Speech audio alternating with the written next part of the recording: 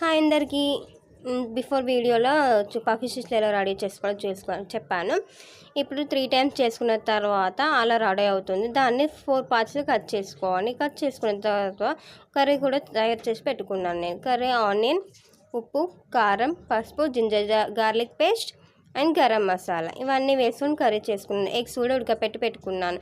దీంట్లో మిడిల్లో పెట్టుకొని ఫోల్డ్ చేసుకొని ఇడ్లీ పాత్రలో పెట్టుకోండి. ఆయిల్ అప్లై చేసుకొని, లేకపోతే ఓవెన్ ఉంటే ఓవెన్లో కూడా చేసుకోవచ్చు. ఓవెన్ అయితే 130 degrees ప్రీ హీట్ చేసి పెట్టుకోండి. ఇదైతే 5 minutes ప్రీ హీట్ చేసి పెట్టుకొని ఒక 40 minutes బేక్ చేసుకుంటే egg puff ready. Thank you for watching. For more videos subscribe my channel.